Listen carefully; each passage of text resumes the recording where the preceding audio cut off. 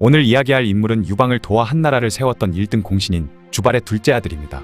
주발과 이 인물 중 누가 더 큰 공을 세웠는지 의견이 갈릴 정도이고 한나라의 재상이 되기까지 한 대단한 인물이었지만 굉장히 비참한 최후를 맞게 되는 인물이죠. 그는 바로 주화부라는 사람인데요.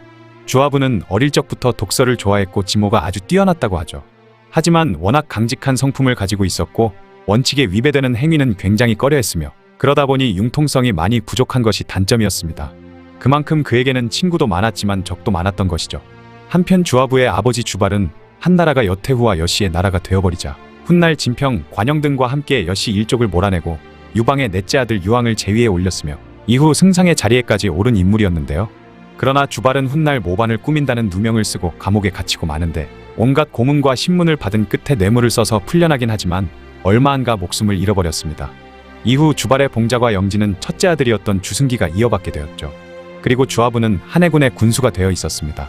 그러던 어느 날 허부라는 관상가가 주화부의 관상을 보고 당신은 3년 후 제후에 봉해지고 그로부터 8년 후에는 승상과 대장이 되어 신하들 중 으뜸이 될 것입니다. 그로부터 9년 후에는 굶어 죽을 것입니다.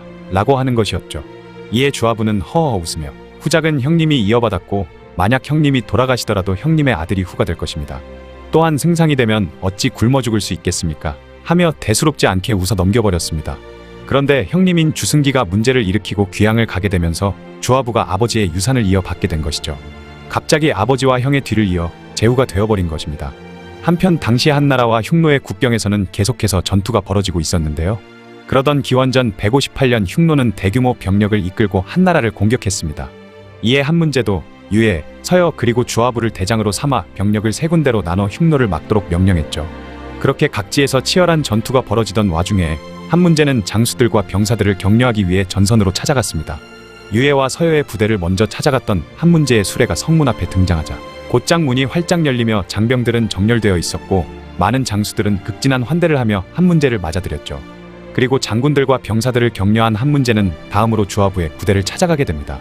황제가 오고 있다는 소식을 먼저 전하기 위해 선발대는 말을 달려 먼저 주화부의 성 앞으로 가서 곧 황제께서 도착하니 성문을 열고 장병들은 황제를 맞을 준비를 하라고 외쳤죠. 그러자 병사들은 꼼짝도 하지 않은 채 설사 황제의 명령이 있더라도 무시하고 오직 자신의 명령에만 움직이라고 주화부가 말했다는 것이었습니다.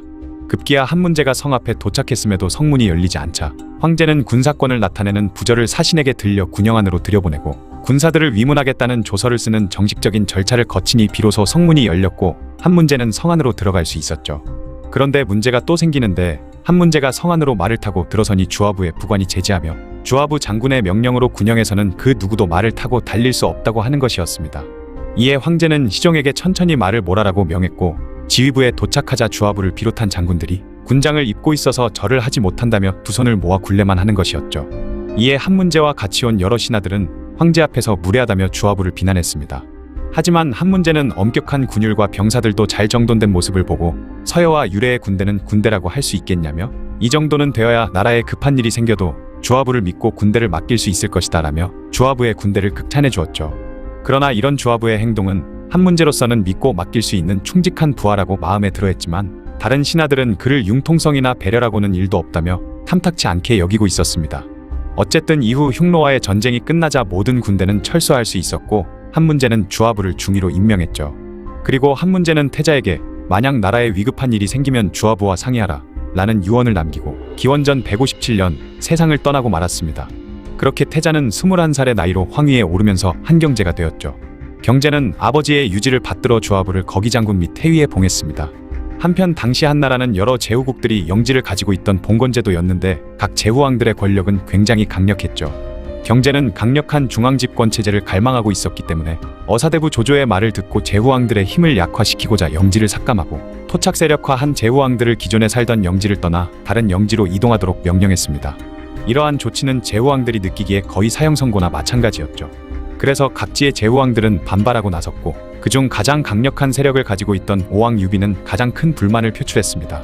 그리고 유비는 다른 제후국들을 부추겨 기원전 154년 결국 오나라와 초나라 그리고 교서, 교동, 치천, 제남, 조나라가 가담의 반란을 일으켰는데 그중 오나라와 초나라의 세력이 가장 강력했기에 이를 5초7국의 난이라고 불렀죠. 반란이 일어났다는 소식에 깜짝 놀란 경제는 얼른 군대를 동원해 반란군의 진압을 명했지만 그들의 기세를 쉽게 꺾을 순 없었습니다. 그러자 경제는 화난 제후왕들의 기분을 좀 누그러뜨릴 생각으로 처음 이 계책을 냈던 조조를 처형해 유비에게 보냈지만 유비는 거들떠도 보지 않았고 이참에 자신이 황제가 되겠다는 야심을 품게 되었습니다. 그렇게 궁지에 몰려있던 경제에게 갑자기 생각난 게 있었으니 바로 아버지의 한 문제에 위급한 일이 생기면 주화부와 상의하라는 유언이었죠.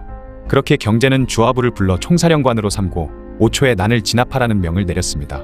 주화부는 오나라 군과 정면 승부를 하면 승산이 없다고 생각해 전쟁을 장기전으로 끌고 가면서 오나라의 보급을 끊으려는 작전을 생각했죠. 그렇게 군대를 출진시켰는데 조섭이라는 인물이 주화부의 앞을 막아서며 오나라는 아마 보급을 끊으려는 것을 눈치채고 주화부가 가는 길목에 매복하고 있을 것이라고 하는 것이었습니다. 이에 주화부는 다른 길로 진군을 했는데 실제로 주화부가 가려던 길목에는 오군의 정예병이 매복을 하고 있었고 하마터면 큰 타격을 입을 수 있었던 상황이었던 것이죠. 이에 주화부는 즉시 조섭을 자신의 참모로 삼았습니다. 한편 반란군은 양나라를 한참 공격 중이었는데요. 위기에 빠진 양여왕 유무는 주화부에게 구원을 요청했지만 주화부는 군대를 둘로 나누면 이 전쟁에서 이길 수가 없다는 이유로 구원 요청을 거절했죠. 그러자 열받은 유무는 형인 경제에게 사신을 보내 주화부에게 자신을 좀 도와주라는 명령을 내려달라고 애원했습니다. 이에 경제도 주화부에게 얼른 양나라에 구원병을 보내라 명령했지만 주화부는 경제의 명령마저도 거부했죠. 구원병이 오지 않을 것이라는 걸 알게 된 양나라는 배수의 진이라도 친 것마냥 죽자사자 전투에 임했고 결국 반란군의 군대를 막아낼 수 있었습니다. 그리고 주화부는 병력을 뒤로 돌려 반란군의 후방을 습격했고 보급로를 박살내는데 성공했죠. 양나라를 굴복시키기엔 힘에 부쳤던 반란군은 주화부를 공격했지만 창읍에 틀어박힌 주화부의 군대는 조금의 대응도 하지 않았고 그렇게 시간을 질질 끌자 결국 보급이 끊기고만 반란군은 혼란에 빠지고 말았습니다. 보급로가 끊기고 지칠 대로 지친 반란군은 내분이 일어나기 시작했으며 결국 모든 반란군은 각자 자기네 나라로 퇴각을 시작했죠. 이때를 기다리고 있던 주화부는 일제히 총공격 명령을 내렸고 주화부의 군대의 강력한 공격을 받고 궁지에 몰린 초나라왕 유무는 결국 스스로 목숨을 끊는 선택을 하고 말았습니다. 그 외에 교서왕 유왕, 교동왕 유운거, 치천왕 유연, 제남왕 유벽광, 조왕 유수까지 모두 스스로 목숨을 끊었으며 그들의 땅은 한나라에 흡수되고 말았죠. 오왕 유비는 동월 지역까지 도망쳤지만 결국 동월에서 유비를 죽이고 주화부에게 항복하면서 불과 3달 만에 반란은 진압되었습니다. 그렇게 주화부는 흉노의 공격도 막아내고 5초 7국의 난까지 평정한 한나라의 영웅이 되었죠. 이에 경제는 굉장히 기뻐하며 아버지 주발과 함께 이대가 한나라를 구하는 혁혁한 공을 세웠다고 칭찬해 주었고 주화부의 명성과 신망은 높아져만 갔습니다. 그리고 5년 후 주화부는 승상이 되어 최고 권력자가 되었는데 아버지와 함께 이대가 승상의 지위에 오르는 대단한 일을 해낸 것이었죠. 하지만 그런 주화부에게 엄청난 불만과 적개심을 가지게 된 인물도 있었으니 그는 바로 양여왕 유무였습니다. 이후 양여왕은 허구한 날 조정에 들어와 주화부의 험담을 늘어놓았는데 그때마다 그의 어머니이던 효문왕후도 합세해 주화부를 물어뜯은 것이죠. 주화부 역시 양여왕이 자신을 헐뜯고 다닌다는 걸 알고 있었지만 반란도 진압했고 원칙을 지키며 승상직을 수행하고 있으며 다른 나쁜 짓도 하고 있지 않고 깔끔하게 일을 처리하고 있다 보니 크게 대수롭지 않게 생각하고 있었습니다. 그런데 문제는 경제와 주화부 사이가 벌어지기 시작했는데 경제가 태자이던 유영을 폐위하려고 할 때 원칙주의자였던 주화부가 아주 격렬하게 반대를 했기 때문이었죠. 그러자 승상이던 주화부의 말을 완전 무시할 수 없었던 경제는 결국 주화부의 말을 들어줬지만 마음속에 앙심을 품고 있었습니다. 그리고 효경왕후 왕씨가 자신의 오빠인 왕신을 제후로 봉해달라고 경제에게 요청했고 경제는 이 문제를 대신들과 상의했지만 승상이던 주화부는 한고제가 과거 유씨가 아닌 사람은 왕이 될 수 없고 공을 세운 것이 아니면 제후가 될 수 없다 라는 말을 들어 아무런 공이 없는 왕신이 어떻게 제후가 될 수 있냐며 완강하게 반대를 했죠. 그렇게 주화부는 본의 아니게 경제와 양효왕, 효경왕후 그리고 효문왕후에게까지 미움을 받게 된 것입니다. 그러던 어느 날 흉노족 안에서 내분이 일어나 족장 5명이 한나라로 귀순하는 사건이 일어났는데요.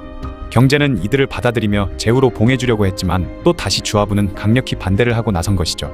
하지만 경제는 너무 원리원칙만 내세우고 융통성이라고는 일도 없는 주화부의 간언을 듣기 싫어했고 결국 자신의 고집을 꺾지 않고 족장들을 제후로 임명했습니다. 그러자 주화부는 불편한 심기를 드러내며 병이 생겼다는 핑계로 사직해버렸는데 이에 경제는 바로 주화부를 실각시키고 어사대부 유사를 승상으로 삼았죠. 시간이 흘러 경제는 그래도 공이 많았던 주화부의 마음을 떠보기 위해 주화부를 궁으로 불러 연애를 베풀었는데요. 경제와 신하들 앞에는 산의 진미가 차려졌던 반면 주화부의 상에는 자르지도 않은 큰 고깃덩이만 덩그러니 놓여있는 것이었죠. 숟가락이나 젓가락은 물론 고기를 자를 칼도 있지 않았습니다. 이에 주화부는 시종들이 실수한 것이라 여겨 시종을 불러 젓가락을 달라고 했는데 이 모습을 본 경제는 이렇게 큰 고기도 자네에겐 부족한 것인가? 라고 하는 것이었죠.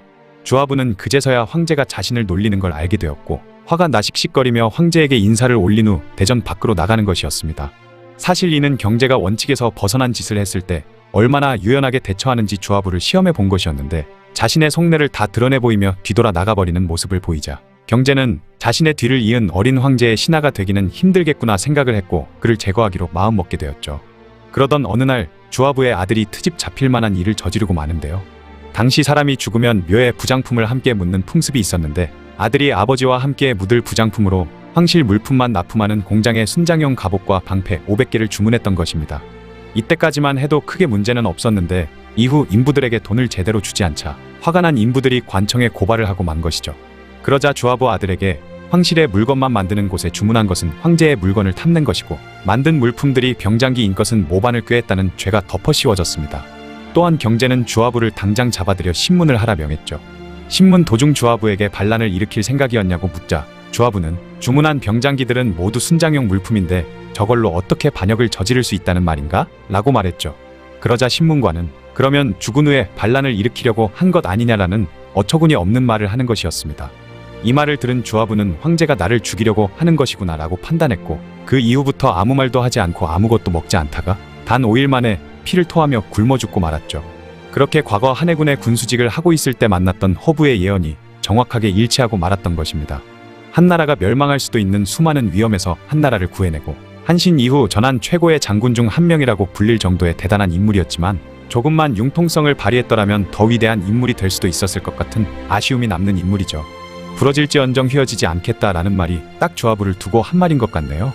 전한의 승상까지 오를 만큼 능력은 출중했지만 너무나도 강직한 성격 탓에 결국 굶어 죽는 비참한 최후를 맞이한 주화부에 대한 이야기였습니다. 유방이 세운 한나라의 대장군 하면 딱 떠오르는 인물이 바로 한신이죠. 한신은 한나라의 일대 대장군이었습니다. 그만큼 유방이 한나라를 만들고 천하를 통일하는데 가장 큰 역할을 했던 인물 중 한 명이 바로 한신이죠. 오늘 이야기할 인물은 한나라의 3대 대장군이었던 인물로 그는 굉장히 궁핍하고 하찮은 삶을 살다가 갑자기 엄청난 전공을 세운 위청이라는 인물입니다. 그의 어머니는 위온이라는 여인으로 평양후 조씨의 집에서 일하던 노비였습니다. 그의 아버지는 정계라는 하급관리였는데 그가 잠깐 조씨의 집에서 일할 때 위온과 눈이 맞아 잠자리를 갖게 되었고 그렇게 태어난 게 위청이었죠. 그래서 처음 그의 이름은 정청이었습니다. 하지만 아버지 정계는 위온과 위청을 내버려둔 채 원래 자신이 살던 곳으로 떠나버렸죠. 이에 위청은 아버지를 찾아가 거기서 살게 되었지만 아버지는 위청에게 양을 치는 일만 시켰고 새어머니와 그의 이복 형제들은 위청을 형제 취급은커녕 사람 취급도 하지 않았으며 심지어 온갖 일을 시키는 등 노비같이 부려먹기만 했습니다. 그렇게 핍박과 멸시를 받으며 살아가던 위청은 어느새 청년이 되었고 그는 아버지 곁을 떠나 다시 평양후의 집으로 와 평양공주의 기사 노릇을 하게 되죠. 그러던 어느 날 한무제가 자신의 누나인 평양공주의 집에 들렀다가 거기서 노래를 부르던 위청의 여동생 위자부를 보고 반하게 되고 그렇게 위자부는 한무제의 승은을 입어 후궁이 됩니다. 그 이후 위자부의 형제들 모두 신분이 상승하면서 위청도 정시성을 버리고 위시성을 쓰기 시작했고 그때부터 그의 이름이 위청이 된 것이죠. 그런데 여동생이었던 위자부가 한무제의 아이를 임신하게 되자 황후로서 한무제의 아들을 낳지 못하고 있던 진왕후의 질투심이 폭발해버렸는데요. 진왕후의 어머니인 관도장 공주가 화를 내며 황제의 총애를 받고 있는 위자부를 어찌할 수는 없으니 그녀의 오빠인 위청을 잡아가두고 죽이려고 했죠.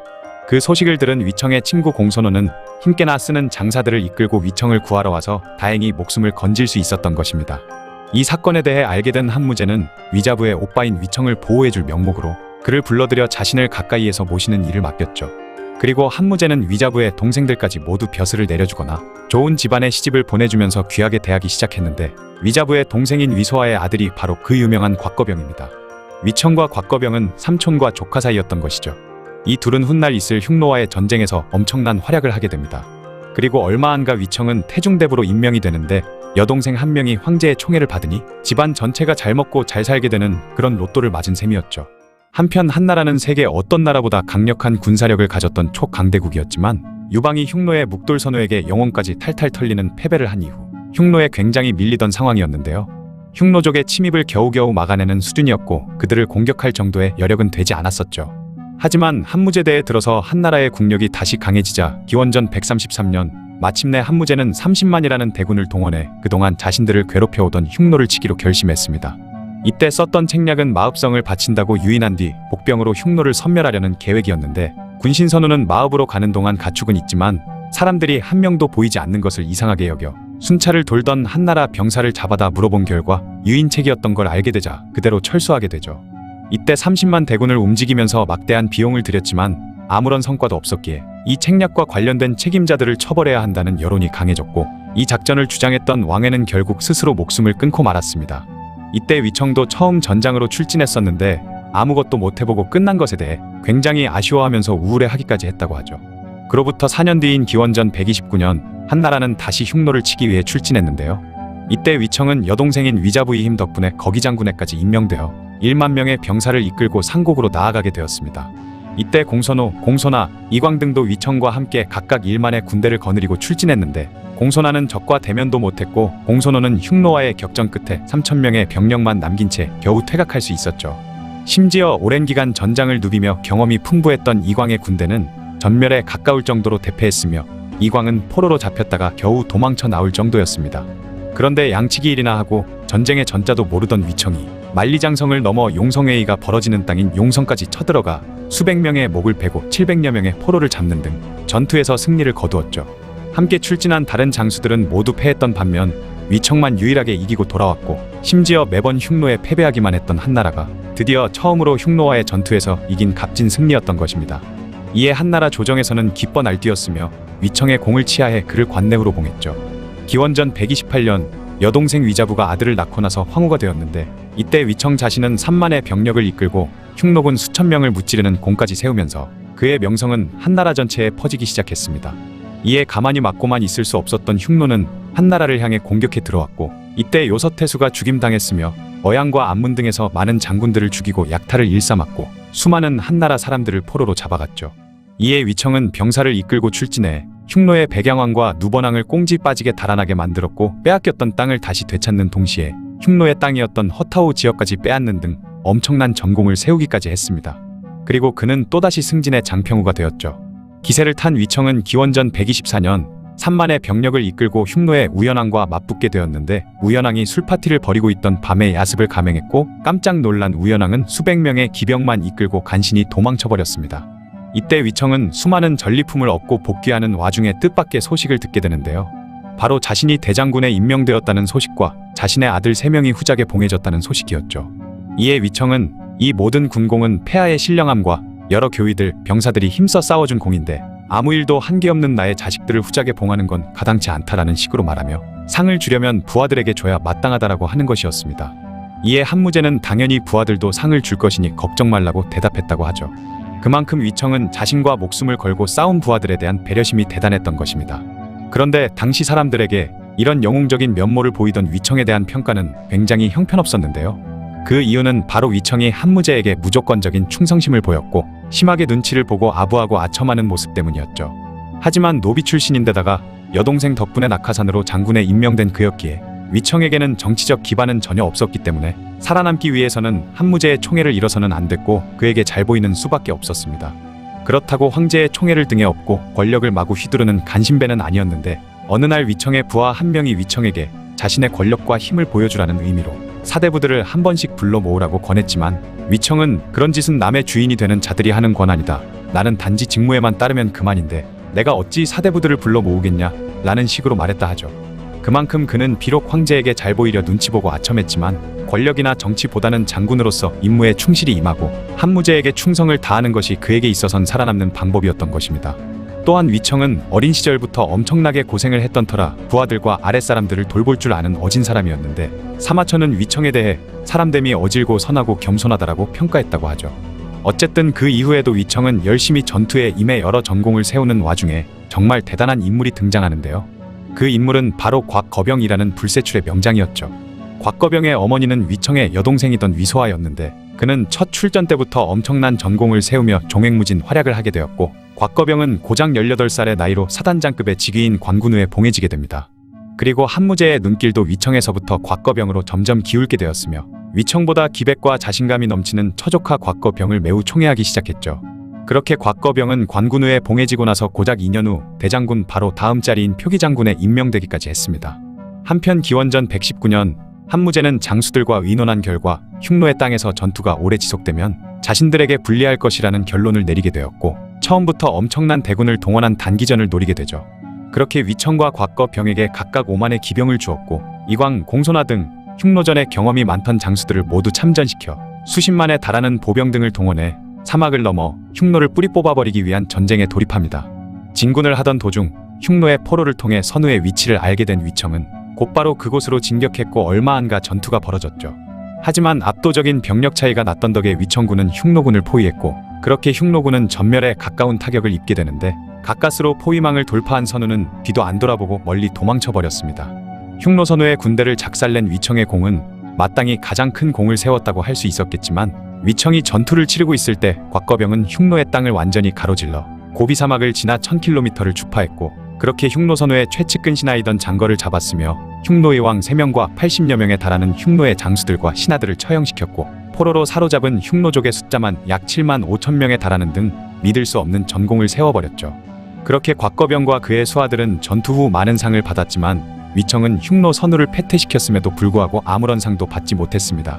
심지어 대사마라는 직위를 새로 만들어 표기장군과 대장군을 모두 대사마로 부르기 시작했는데 이에 위청과 곽거병의 녹봉도 같아졌으며 위청을 따르던 수많은 부하들도 점점 곽거병 쪽으로 붙어버렸고 훗날 그를 따르는 부하는 이만이라는 사람 딱 한 명만 남았을 정도였다고 하죠. 그만큼 위청은 곽거병에게 모든 면에서 밀리고 있었던 것입니다. 한편 대규모 원정군을 꾸리고 있을 때 이광은 한무제에게 찾아가 자신도 나가 싸우게 해달라고 간청을 했었는데요. 한무제는 이광의 나이가 많다는 이유로 계속 거절하다가 결국 정 나가 싸우고 싶으면 위청을 따라가라고 명령했습니다. 그런데 위청은 한무제로부터 은밀히 이광이 늙고 운수가 사나우니 선우와 대적하게 되면 일을 망칠까 걱정이다. 선우와 싸우지 못하게 하라 라는 명령을 받았던 것이죠. 이에 위청은 선우의 위치를 알고 그곳으로 진격할 때 이광에게 약간의 병력을 나눠주고 뒤로 빙돌아 선우를 치라고 명령했습니다. 이광은 그럴 수 없다고 위청에게 따졌지만 결국 군사를 이끌고 돌아가게 되죠. 그렇게 이광의 군대는 길을 잃고 오랜 시간을 헤맨 후에야 목적지에 도착했지만 이미 선우와의 전투는 끝나 있었던 것입니다. 이에 위청은 이광에게 늦게 온 이유를 물으며 질책했는데 화가 난 이광이 스스로 목숨을 끊어버리는 참사가 벌어지게 되죠. 그러자 이광의 군대와 부하들은 비통한 눈물을 흘렸고 그의 죽음이 나라 안에 퍼지자 수많은 백성들도 그를 위해 슬퍼했습니다. 그렇게 위청은 이광을 죽인 천하의 나쁜 놈이 되어버린 것인데요. 이 소식을 들은 이광의 아들 이감은 위청을 찾아가 만나자마자 그를 구타하는 사건이 벌어졌지만 위청은 이감을 용서해 주었고 일이 커지는 것을 막기 위해 이 일을 비밀로 붙였다고 하죠. 이광이 죽고 난 이후 사람들의 관심은 더더욱 위청에서 곽거병에게 집중되었습니다. 그러던 어느 날 곽거병은 24살의 어린 나이로 갑자기 급사해버리는 일이 벌어졌지만 나이가 많았던 위청이 다시 관심을 받기엔 늦어버렸죠. 또한 한나라도 남월이나 고조선을 상대하다 보니 위청의 전문인 흉노와의 전쟁은 한동안 벌어지지 않았습니다. 그렇게 위청은 천천히 사람들 기억 속에서 사라지며 기원전 106년 조용히 눈을 감았죠.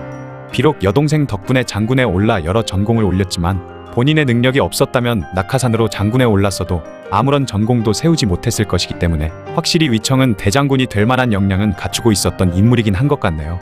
노비의 신분에서 한나라의 대장군까지 올랐던 위청에 대한 이야기였습니다. 중국의 역사 기록을 보면 허풍과 과장이 심한 경우를 자주 볼 수 있습니다. 하지만 그런 점을 감안하고 보더라도 그 중에서는 감탄이 절로 나오는 몇몇 뛰어난 장수들도 있죠. 우리에게도 유명한 서초패왕 항우는 엄청난 무력과 지휘 능력 때문에 많은 사람들에게 중국 역사상 최고의 장수 중 하나로 여겨지고 있는데요. 그런데 중국의 한나라 시절에 이 항우 못지않은 어쩌면 그보다 더 놀라운 업적을 보여준 엄청난 장군이 있었다고 하죠. 오늘 이야기의 주인공은 20대 초반의 어린 나이로 믿을 수 없는 전공을 세우며 끊임없이 자신의 조국을 괴롭히던 흉노를 박살내버린 한나라의 명장 곽거병입니다. 곽거병은 기원전 140년 한나라의 하동군 평양현에서 태어났는데 그의 집안은 그리 대단하다고 할 만한 가문은 아니었다고 하죠. 그의 아버지인 곽중유는 하급관리에 불과했고 그의 외할머니는 한무제의 누나인 평양공주의 집에서 일하던 하녀였다고 하는데요. 그러던 어느 날 곽거병의 이모인 위자부가 당시 황제였던 한무제의 후궁이 되면서 그의 인생은 180도 달라지게 되죠. 곽거병은 어렸을 때부터 말타기와 활쏘기에 뛰어났으며 매사에 자신감이 넘치는 성격이었는데 한무제는 자신의 친족이 된 곽거병의 그런 능력과 성품을 마음에 들어하며 아꼈다고 합니다. 기원전 123년 한무제는 위자부의 동생인 위청을 대장으로 삼고 흉노 정벌을 시도하게 되는데요. 이때 곽거병 또한 표요교이라는 직책을 받고 흉노 공격에 참여하게 되죠. 세상 사람들의 눈에는 그저 한무제의 친족이라는 이유로 그가 공을 세울 기회를 받은 것이라고 의심하는 사람도 있었지만 곽거병은 첫 출전부터 그런 의심과 걱정을 단숨에 날려버렸습니다. 흉노의 군대와 벌인 첫 전투에서 800명의 기병을 거느리고 무시무시한 돌격을 보이며 2000명 이상의 흉노군을 죽이거나 사로잡은 것인데요. 게다가 흉노의 최고 지도자인 선우의 할아버지 뻘되는 자야쿠산이라는 장수와 선우의 막내 숙부인 나고비를 사로잡는 등 믿을 수 없는 공을 세웠습니다. 자신의 처조카가 한고조 유방 시절 자신들에게 큰 굴욕을 안긴 흉노의 부대를 무참히 박살냈다는 소식을 들은 한무제는 곽거병을 크게 칭찬하며 1600호의 토지와 관군우라는 벼슬을 내렸다고 하죠. 관군우는 지금으로 치면 사단장의 직위와 비슷하다고 하니 곽거병은 무려 18살의 나이로 사단장에 오른 것인데요. 하지만 그의 활약상은 이제부터가 시작이었죠. 3년이 지나 그의 나이 21살이 된 기원전 121년 곽거병은 역사의 길이 남을 업적을 쌓기 시작합니다. 표기장군으로 봉해진 곽거병은 농서지방에서 1만여 병력을 이끌고 출정해서 6일 동안 무려 1000리를 나아가며 백병전을 벌인 끝에 적을 모두 박살내버렸는데요. 전투 중 사로잡은 흉노의 전란왕과 노호왕을 참수해버렸고 그 외에도 죽이거나 사로잡은 병사가 무려 8천여 명이 넘었다고 하죠. 또한 흉노 휴저왕이 하늘의 제사를 지낼 때 쓰던 금인까지 빼앗아버리며 그들의 자존심에 큰 상처를 줬습니다. 놀라운 점은 그 당시 기록을 보면 우리 군은 갑옷 하나 잃지 않고라는 식의 표현이 돼 있다는 것인데요. 자신들의 힘을 과시하기 위해 과장한 표현일 수도 있지만 곽거병의 부대가 아닌 다른 장수들의 흉노 원정 기록을 보면 우리가 흉노놈 10명을 족쳤다. 그런데 우리 병사 3명이 죽었다. 라는 표현을 자주 볼 수 있는 것으로 봤을 때 단순히 과장이라고만 보기는 어렵습니다. 곽거병이 그만큼 완벽한 승리를 거뒀을 가능성이 크다는 것이죠. 이때 세운 공으로 곽거병은 2000호를 더 받아 무려 3600호나 되는 시급을 가지게 되었다고 하네요. 그해 여름 한무제는 표기장군 곽거병과 합기 후 공소노를 북지 지역에서 그리고 다른 쪽에서는 장건과 이광이라는 장수를 파견해서 흉노를 공격하려 했습니다. 그런데 이광이 4000명의 병사를 거느리고 출발한 지 얼마 되지 않아서 갑자기 흉노군 수만 명이 나타나 그의 부대를 포위해버렸는데요. 치열한 전투 중에 무려 절반이나 되는 2000여 명이 전사해버렸는데 그나마 이광이 당황하지 않고 용맹하게 흉노군과 맞서 싸운 덕분에 장건의 원군이 올 때까지 버티어내며 간신히 포위를 벗어나게 되죠.